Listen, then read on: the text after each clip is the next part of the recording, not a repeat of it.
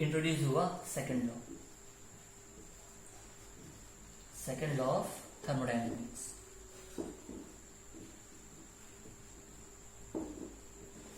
So second law of thermodynamics क्या कहता है? सेकंड लॉ ऑफ थर्मोडायनेमिक्स में दो अलग अलग स्टेटमेंट है, तो दोनों स्टेटमेंट मैं आपको बताऊंगा। तो पहला स्टेटमेंट है Kelvin Planck statement, Kelvin Planck statement, ठीक है। और दूसरा है आपका क्लॉसियस स्टेटमेंट, क्लॉसियस स्टेटमेंट, ठीक है। सो केल्विन प्लैंक क्या कहता है? केल्विन प्लैंक ये कहता है कि no process is possible whose sole result is the absorption of heat from reservoir and complete conversion of heat into work। मतलब मैं आपको आसान भाषा में बताता हूँ कि अगर हीट इंजन ऐसा है और आपका ये रिजर्वायर है T1 और आपका ये है T2 और ये आपका वर्क डन बाहर मिल रहा है और आप गेन यहाँ पे Q1 कर रहे हो और ये Q2, तो केल्विन प्लैंक ये बोला कि ऐसा कोई प्रोसेस पॉसिबल नहीं है फिजिकली जो जितना तुम Q1 दो उतना तुम्हें W मिलेगा। मतलब ये Q2 जीरो की बात कर रहा है। तो वो जो हमारा केस था वो केस को सेकंड लॉ डिफाइन करता है, ठीक है। तो no process is possible whose sole result is the absorption of heat from a reservoir and the complete conversion of heat into the work. तो पॉसिबल ऐसा प्रोसेस पॉसिबल ही नहीं है, ये केल्विन ने बताया, ठीक है। फिर क्लॉसियस ने क्या बोला? क्लॉसियस ने बोला कि no process is possible whose sole result is to transfer heat from one source to another source without doing any work। मतलब बेसिकली इसके लिए मैं आपको एग्जांपल देता हूँ। ये T1 है, T2 है, ये हाई टेम्परेचर है, T1 इज इक्वल टू, ठीक है। तो क्लॉसियस क्या बोलता है कि no process is possible whose sole result is a transfer of heat from one source to another। मतलब one cold reservoir to hot reservoir, अगर ये Q2 है ये Q1 है, तो ऐसा कोई प्रोसेस पॉसिबल नहीं है कि तुम सारा का सारा हीट लूज कर दो कोई भी वर्क करे बगैर, ये बोल रहा है। खुद सोचो, बिना लाइट चालू किए बिना इलेक्ट्रिकल एनर्जी यूज किए आपका पानी ऑटोमेटिकली 30 डिग्री से 5 डिग्री पे पहुंच गया। पॉसिबल है ऐसा पॉसिबल नहीं है, उसके लिए वर्क करना बहुत जरूरी है। तो क्लॉसेस ये दोनों स्टेटमेंट देता है कि ऐसी दो प्रोसेस कभी पॉसिबल नहीं है, ठीक है। चलो, तो इसी के साथ हम आगे बढ़ते हैं कि क्या ऐसा कभी इंजन बना है जो 100% एफिशिएंट है, तो उसकी बात करते हैं थोड़ा। सो इसके साथ हम पहुंचते हैं कार्नोट इंजन पे। सो ये सारे प्रोसेस मिला के एक हम इंजन डिजाइन कर सकते हैं, और वो इंजन है ऐसा कि पहले तो आप इंजन का डायग्राम बना दो, इसको बोलेंगे हम Carnot engine. Carnot engine basically एक आइडियल इंजन है। वो आइडियल क्यों है मैं बताता हूँ, ठीक है। क्योंकि हम ये बोलना चाह रहे हैं इसमें कि ये जो ऑपरेट हो रहा है T1 से T2,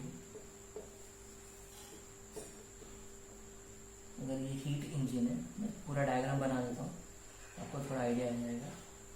आप Q1 दे रहे हो, W आउटपुट मिल रहा है और Q2 आपको मिल रहा है। तो कार्नोट इंजन क्या कहता है कि तुम ये पूरा का पूरा प्रोसेस रिवर्स में भी कर सकते हो। मतलब ये आइडियल इंजन है, ये प्रोसेस रिवर्सिबल है।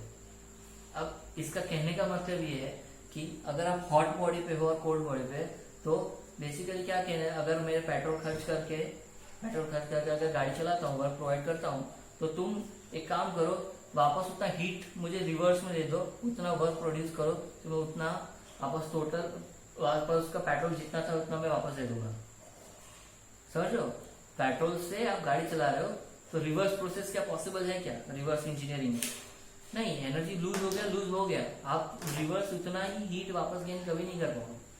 तो आइडियली वो पॉसिबल नहीं है, लेकिन कार्नोट इंजन एक आइडियल इंजन है जिसमें हम ये अज्यूम करते हैं कि ये सारी प्रोसेस पॉसिबल है।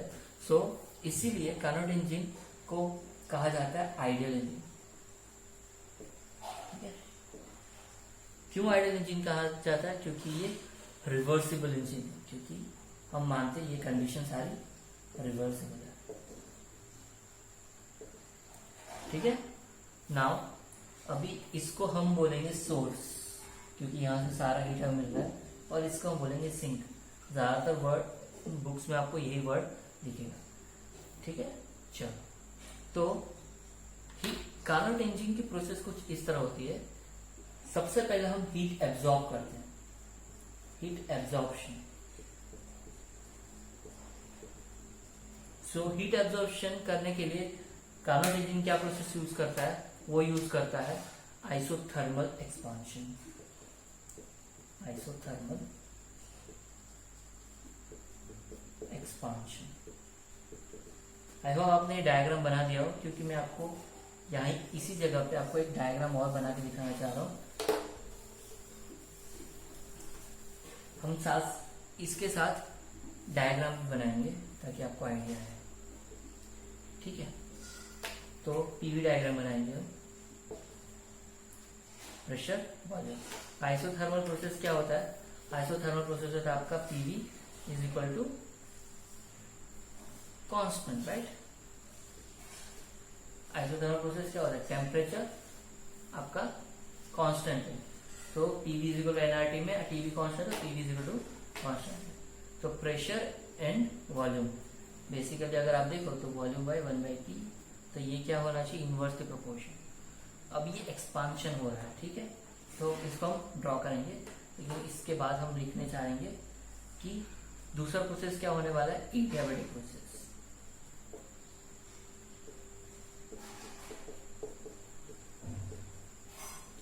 एडियाबैटिक प्रोसेस में क्या होता है?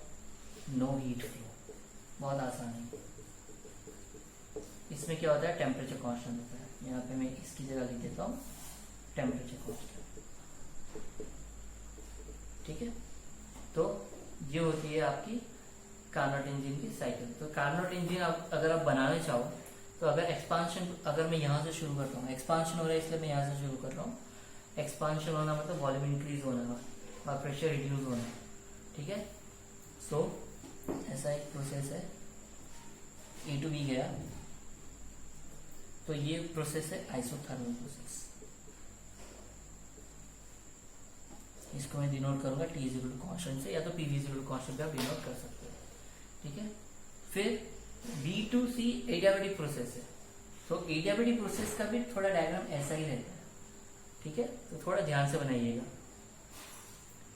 सो क्यों? क्योंकि ये देखो, ये अगर टी इज इक्वल टू, इसको आप लिख सकते हो PV is equal to constant, और ये आपका है PV is to gamma is equal to constant.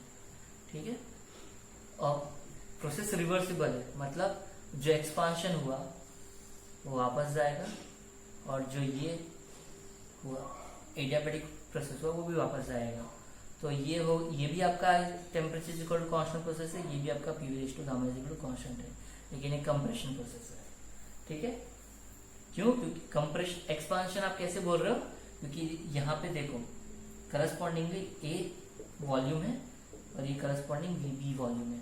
Volume बढ़ रहा है मतलब एक्सपांड हो रहा है। यहाँ पे C2A जब जा रहा है, C2D जा रहा है, तो वॉल्यूम कंप्रेस हो रहा है, इसलिए कंप्रेशन प्रोसेस कर रहा है। ठीक है, अब ये आपके आइसोथर्मल प्रोसेस होगी। ठीक है, अभी आइसोथर्मल प्रोसेस में हीट जीरो नहीं होता, तो यहाँ पे इस प्रोसेस में हम बोलेंगे Q1 आ रहा है, इस प्रोसेस में Q2 रिजेक्ट हो रहा है।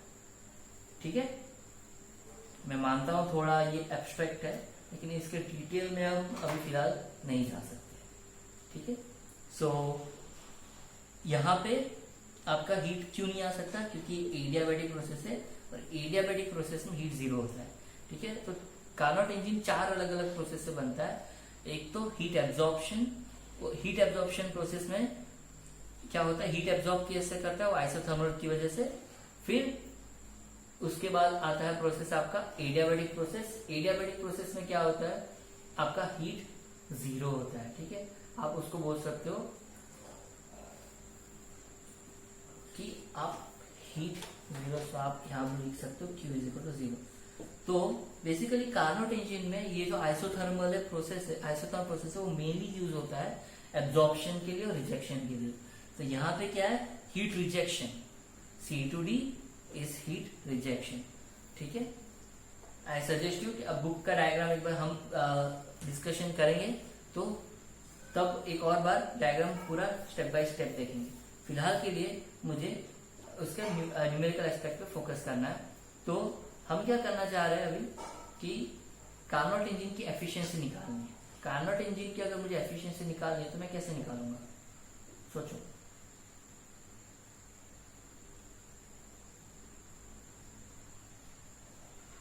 इंजन की एफिशिएंसी निकालने के लिए हमारे पास एक ही फॉर्मूला है, क्या है,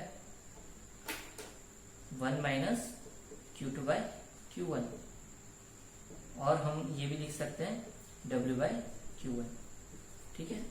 अब कार्नोट इंजन है तो मुझे W और Q1 चाहिए। ये थोड़ा न्यूमेरिकल एस्पेक्ट में हम जाने वाले हैं, तो प्लीज थोड़ा ध्यान दीजिए। एक और बार मैं रिपीट करूंगा पूरा का पूरा। तो कार्नोट इंजन में हमारे पास क्या क्या प्रोसेस थे, वापस रिवाइज करते हैं। अगर मैं ए पे था तो पहले मैंने ए से बी गया, यहाँ पे मैंने हीट गेन किया, और वो हीट गेन किया वो प्रोसेस था मेरा PV is equal to constant. तुम बोल सकते हो आइसोथर्मल प्रोसेस, ठीक है, आइसोथर्मल एक्सपांशन, ठीक है। फिर B to C गया, वो था आपका एडियाबैटिक प्रोसेस, ठीक है। यहाँ पे Q आपका जीरो होता है, और यहाँ पे जो हीट आपने गेन किया वो Q1 है। फिर रिवर्सिबल प्रोसेस है, इसलिए आप बोल रहे हो सेम ये रिवर्स आ रहा है, लेकिन अब ये क्या हो गया, आइसोथर्मल कंप्रेशन, और ये हो गया Q2, ठीक है। हीट रिजेक्ट हुआ है, ठीक है, और ये हो गया आपका वापस सेम उसी पोजीशन पे आना चाहिए, रिवर्सिबल है इंजन, याद रखो, ठीक है। सो ये आपका हो गया PV raise to gamma equal to constant. तो ये भी आपका एडियाबैटिक हो, तो ये आपका हो गया कार्नोट इंजन PV, ठीक है। अभी मुझे एफिशिएंसी निकालना है, तो एफिशिएंसी क्या है, W by Q1। So W क्या होता है basically 1 minus Q2 by Q1। So W है यहाँ पे आपका, बिकॉज W होता है आपका Q1 माइनस Q2, ठीक है। चलो अभी Q1 ये है, Q2 ये है, तो मुझे अगर मेरे पास अगर Q1 और Q2 की अगर डेफिनेशन है, या यू कैन से कि अगर मेरे पास इन दोनों की इक्वेशन है, तो मैं आराम से एफिशिएंसी निकाल सकता हूँ, क्योंकि ये वाले टर्म में आराम से निकाल लूंगा, right. So what is Q1 basically, Q1 is heat added, right. But कौन से प्रोसेस में, आइसोथर्मल प्रोसेस।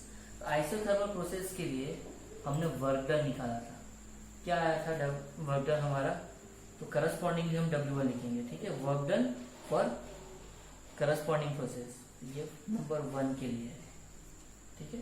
सो तब आया था nR1 T1 ln V2 by V1, ये हम डिराइव कर चुके हैं, ठीक है। अभी देखो मुझे चाहिए Q2, ठीक है, और मुझे चाहिए W1, सॉरी Q1। तो कैसे कैलकुलेट करेंगे, जब भी रिवर्सिबल प्रोसेस होता है तो हमने पहले ही बोला डेल्टा U जो होता है वो आपका 0 होता है, तो Q1 आपका W1 ही हो गया, ये था कैच यहाँ का, ठीक है। दूसरा मुझे चाहिए Q2, और Q2 क्या है, रिवर्स प्रोसेस है, लेकिन वो भी आइसोथर्मल प्रोसेस ही है, तो W2 भी सिमिलर ही आने वाला है। W2 क्या होगा, R2 T2, सॉरी R2 नहीं ln, अभी देखो कंप्रेशन हो रहा है, तो आपको यहाँ पे रेशियो का बहुत ध्यान रखना पड़ेगा। तो रेशियो क्या आना चाहिए यहाँ पे, सोचो एक बार, रेशियो तो आपका है, अगर मैं 1 2 3 4 बोलता हूँ तो ये आपका जो रेशियो है वो आना चाहिए, कहाँ से कहाँ जा रहा है, यहाँ से यहाँ। तो V2/V1 था, तो सेकंड क्या था, V4/V3, ये आना चाहिए। करेक्ट है। लेकिन यहाँ पे एक और कैच है। कैच क्या है, यहाँ पे हीट रिजेक्ट हो रहा है, राइट। सो अगर मैं लिखता हूँ Q2 = ΔU + W, ठीक है, तो ये जो Q2 था वो नेगेटिव टर्म्स है, बेसिकली वो नेगेटिव टर्म है। क्यों? क्योंकि ये जो वर्क डन है नेगेटिव वर्क है, ठीक है, क्योंकि हीट रिजेक्ट हो रहा है तो वर्क गेन करना पड़ रहा है। जब वर्क गेन करना पड़ रहा है इसलिए वो ये टर्म ऐड हो रही है। बिकॉज मैं लिख लेता हूँ, क्योंकि ये गेन है, गेन ऑफ वर्क, इसीलिए वो नेगेटिव आता है, ठीक है। और ये 0 है, इसीलिए Q2 = अभी क्या आ जाएगा, -nRT2 ln V4/V3, ठीक है। ओके, कोई कंफ्यूजन? करेक्ट। सो Q2 = -nRT2। अभी लॉग इनवर्स कर दो। क्यों? log of A/B = -log of B/A। तो माइनस अंदर खींच लो और उसको उल्टा कर दो, V3/V4। कन्वीनियंट है, ठीक है। अभी याद रखो ये आइसोथर्मल प्रोसेस है, इसीलिए टेम्परेचर यहाँ पे सेम है, यहाँ पे सेम है। तो बहुत लोगों को क्वेश्चन आया होगा कि सर आप यहाँ पे T2 ले रहे हो, यहाँ पे 1 2 3 4 कुछ भी ले रहे हो। ऐसा कुछ भी नहीं लेते हम, क्योंकि हम जब वर्क डन की बात कर रहे थे तो यहाँ पे थ्रू आउट 1 और T, ये पूरा T1 = T2 = T1 है, मैंने कंसिडर किया, ठीक है। और यहाँ पे T3 = T1' T2' T3' मैंने T2। तो ये दो टेम्परेचर ही मेरे पास यहाँ पे। तो ये मेरे पास हॉट, ये मेरे पास T1 पार्ट है, ये T2।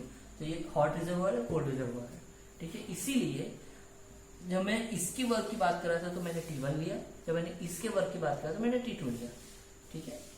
चलो, सो अभी ये सारी चीजें जो भी मेरे पास थी उसको मैं कंबाइन करूंगा, ठीक है, और देखूंगा कि आगे इक्वेशन में क्या चेंजेस आते हैं। सो अगर मुझे एफिशिएंसी निकालना जो मेरा मेन काम है, तो Q2/Q1 क्या आएगा, 1 - nRT2 ln V3/V4 divided by nRT1 ln V1/V2, ठीक है। ये हो गया आपका efficiency of the Carnot engine, ठीक है। सो अभी जब आप एडियाबैटिक प्रोसेस की बात करते हो, 1 - T2/T1 ln,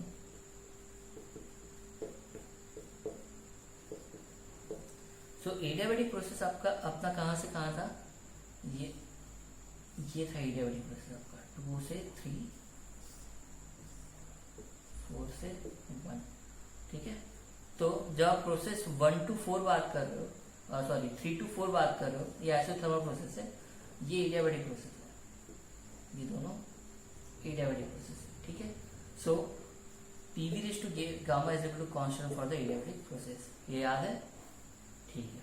सो अगर मुझे रिलेशन निकालना है तो निकाल सकता हूं using this equation of the adiabatic, कि जो V2/V1 है वो सेम है V2/V4। सो ये आपके लिए छोटा सा असाइनमेंट है। ये कहां से आएगा, आपको सिर्फ वॉल्यूम टेम्परेचर का रिलेशन यूज करना है। आपको एक और हिंट दे देता हूँ, इसमें करना सिर्फ इतना है, आपको सिर्फ प्रेशर का वैल्यू, प्रेशर का टर्म रखना है फ्रॉम द गैस कांस्टेंट। आपको फिर भी एक आउटबॉक्स दे देता हूँ क्विकली, कि PV = nRT होता है, ठीक है। तो P क्या होना चाहिए, nRT/V, सिर्फ सब्स्टिट्यूट करो यहाँ पे, तो आपको टेम्परेचर और V के बीच में वॉल्यूम इक्वेशन मिलेगा। क्या मिलेगा, nRT⁻⁴ कांस्टेंट। अभी देखो ये एन भी कांस्टेंट है, आर भी कांस्टेंट, दोनों को एक तरफ ले जाओ तो ये दोनों कांस्टेंट है। सिंपल सा मैथमेटिक्स है, इसलिए मैं थोड़ा क्विकली बता रहा हूँ। बेसिकली असाइनमेंट है, फिर भी मैं आपको ऊपर ऊपर बता रहा हूँ, ठीक है। नहीं समझ में आया तो प्लीज कमेंट बॉक्स में डालें, मैं आपको पूरा डिस्क्रिप्टिव इसको दिखा सकता हूँ। एन भी हमारा कांस्टेंट है, तो T V raise to gamma one minus is equal to constant, so T one V one raise to gamma minus one is equal to T two V two raise to gamma minus one. Sorry, अभी adiabatic process किस किस के बीच में है, 2 और 3 के बीच में, तो टी टू। लेकिन जब 2 और 3 की बात कर रहे थे, टेम्परेचर हमारा V1 था। याद रखना ये प्लॉट, ये T1 के लिए था और ये T2 के लिए, ठीक है। 1 2 3 4 हम इस प्रोसेस की बात कर रहे हैं। इस प्रोसेस में यहाँ पे टेम्परेचर क्या T1, यहाँ पे टेम्परेचर क्या T2। सो सिचुएशन इज, अभी मेरे पास T1 बाई T2 का रेशियो मिल गया। आपको बस इसमें सब्सटीट्यूट करना है, आपको पता चलेगा कि दोनों रेशियो सेम है, V2 बाई V1 और V3 बाई V4, ठीक है। उसी तरह से आप रिलेशन बिटवीन 4 एंड 1 निकालो, दोनों टेम्परेचर को इक्वेट करो वॉल्यूम के टर्म में, आपको ऑटोमेटिकली वो रिलेशन मिल जाएगा। अगर नहीं मिल रहा है तो please right me one email कि सर नहीं समझ में आ रहा है, और तो मैं इसका पूरा डिस्क्रिप्टिव वीडियो वापस अपलोड करूंगा, ठीक है। चलो, सो बेसिकली मुझे क्या मिलने वाला है, मुझे एक सिंपल सा रिलेशन मिलने वाला है जिसका डेरिवेशन वैसे आपके सिलेबस में नहीं है। So n is equal to 1 minus T2 by T1। तो अगर मेरे पास कार्नोट इंजन है, तो इसका और इसका टेम्परेचर अगर मुझे पता है, ये दोनों का अगर मैं सब वर्क प्रोवाइड कर रहा हूँ ये,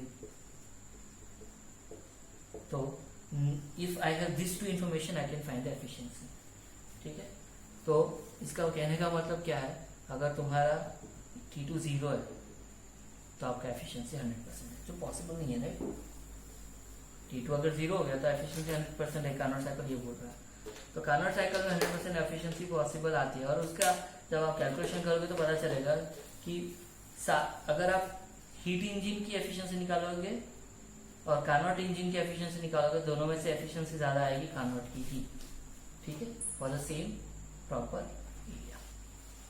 चलो, तो ये हो गया आपका हीट इंजन रेफ्रिजरेटर जो मुझे डिस्कस करना था। अब इसके आगे हम डिस्कशन करेंगे आपके टेक्स्ट बुक से रिलेटेड। सो आगे का जो वीडियो रहेगा वो वीडियो आपके टेक्स्ट बुक से रिलेटेड होंगे, जिसमें हम सारे कंसेप्ट एक और बार डिस्कस करेंगे वेरी ब्रीफली, और सिर्फ लुक आउट करेंगे कि कुछ मिस नहीं हो गया, प्लस हम न्यूमेरिकल भी डिस्कशन करेंगे। Thank you.